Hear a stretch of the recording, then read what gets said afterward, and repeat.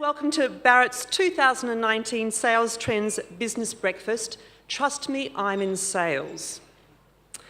Thank you for making the time to be with us today to explore the current and emerging sales trends with their various themes, ideas, innovations and opportunities that are changing the sales and business world as we know it. But first, let me begin by acknowledging that our event is being held on the traditional lands of the Wurundjeri people, and I wish to acknowledge them as our traditional owners.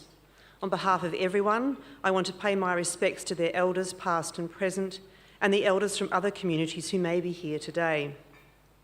I also want to express my gratitude to the Wurundjeri people and other First Nations people for the tens of thousands of years of stewardship, wisdom, insights, leadership and inspiration they have given this amazing country, whether it's recognised or not.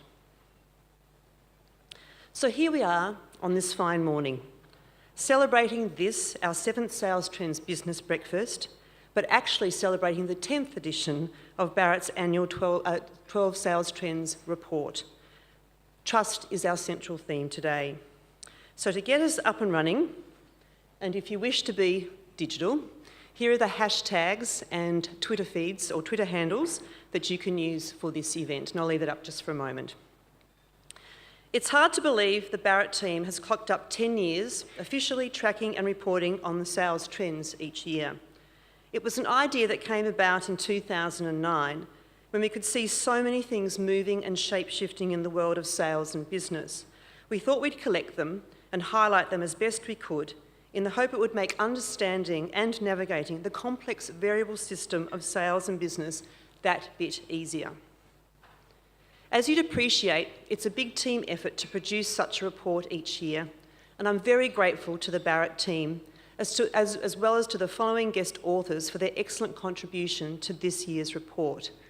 My thanks goes to David Robertson, Head of Economics and Market Research at Bendigo and Adelaide Bank, Ben Shute, CEO of Comprara and Purchasing Index, Steve Hall, co-founder of the Executive Sales Forum, David Lunn and Kelly Richmond from BidRight, Michelle Hogan from Independent Brand Council, Helen Robinette, Transition Coach and Leadership Stylist, and of course, Victor Purton, the optimist and founder of the Australian Leadership Project, who was our marvellous keynote speaker last year.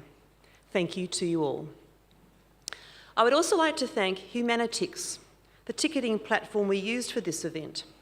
Humanitix are passionate about disrupting and transforming the events ticketing industry for the power of good by redirecting 100% of profits from booking fees to projects that address the education gaps affecting the most disadvantaged children here in Australia and overseas. They believe education is a ticket to opportunity and that every child has the right to reach their potential. As always, we have a big morning planned for you, and I hope you can take away something worthwhile from the array of ideas, trends, insights and systems presented and from the various people you'll hear from and meet today. Today, as always, I will be your host, MC and tour guide for this event. The order of proceedings will be as follows. Shortly, we'll have a break where you can have some breakfast and network with your colleagues. Afterwards, I will present the 2019 sales trends, and then we'll hear from our special guest speakers, Suzanne Painter, Strategy and Policy Advisor for the Future Business Council, and Andrew Smith, Head of Business Customer at Bendigo and Adelaide Bank, where we will explore the future of business and sales in a changing climate of economics, technology, politics, societal values and leadership that all affect the heartbeat of trust. Question time will follow, and we plan to finish official proceedings between 9:20 and 9:30 a.m. However, you're also welcome to stay and network after the event up until 11 o'clock, so you can use the venue if you wish to have meetings. On a special note, I would also like to welcome our youngest guests, the Year 11 International Baccalaureate student representatives of the Melbourne Montessori School, who are here representing our future and community business leaders. No pressure, guys. Welcome. But before we kick off, here's a little bit about what Barrett has been up to in the last few years. You will have noticed that each of you have a book at your place setting. This book, 142 Days of Gratitude That Changed My Life Forever, sums up, in some way, the last 5 years of our journey at Barrett and my journey personally and professionally. It's not your typical business book.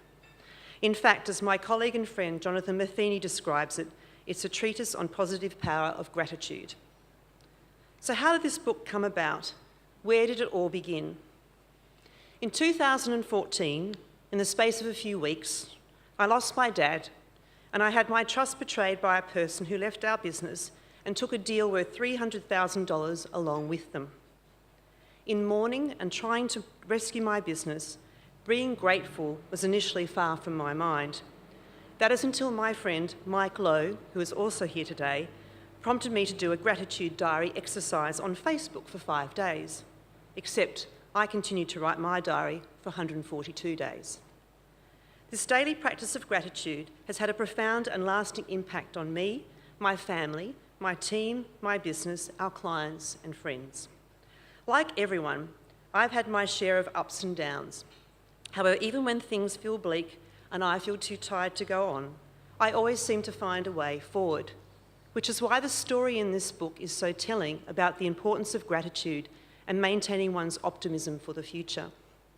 This book is my story about practicing gratitude daily for 142 days and how it improved my life and changed my business forever. The compound effect of practicing gratitude seemed to radiate out to others with positive impact, which in turn helped me. It became a win-win all round. You will see I've included all 142 days of my gratitude diary in this book. I've also written a couple of chapters about the science behind gratitude and the moral case for gratitude.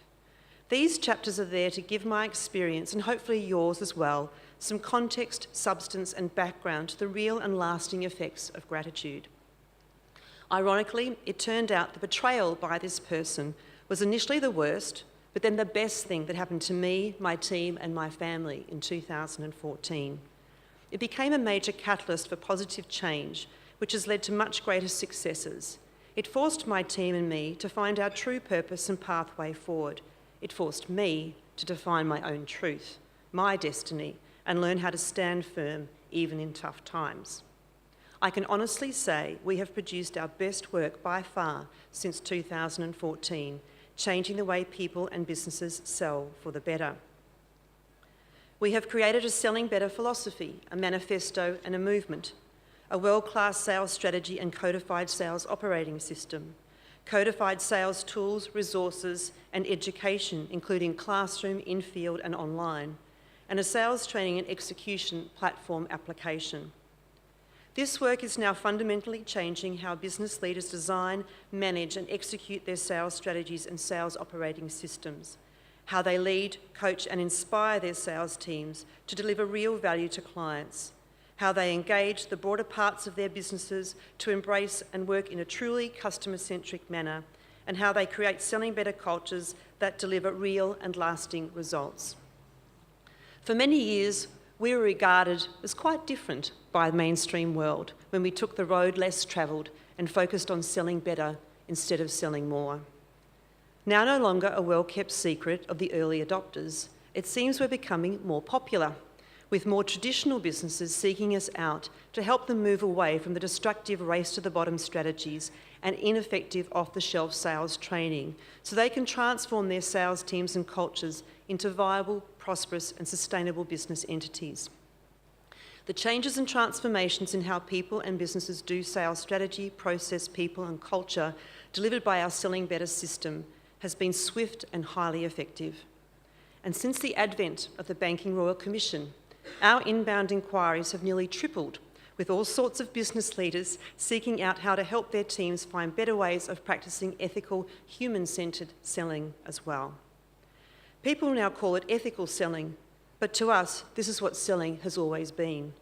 On a personal level, I've undertaken many more initiatives, opened my creativity, and widened my horizons as to what is possible. This book is one of these creations.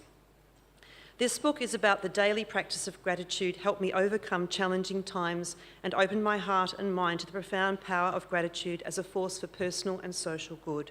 which is why we thought, in a world that has an overemphasis on mistrust at the moment, you might find this book a helpful companion along your journey as well. Special thanks and gratitude goes to my editor, Engel Schmidl, and graphic designer, Harvey D'Souza, who helped bring it all to life, and to Steve Rosa from Fishprint, who turned it around with amazing speed. I hope you enjoy reading it. Now I'll leave you to have some breakfast, and I'll chat to you shortly. Thank you very much.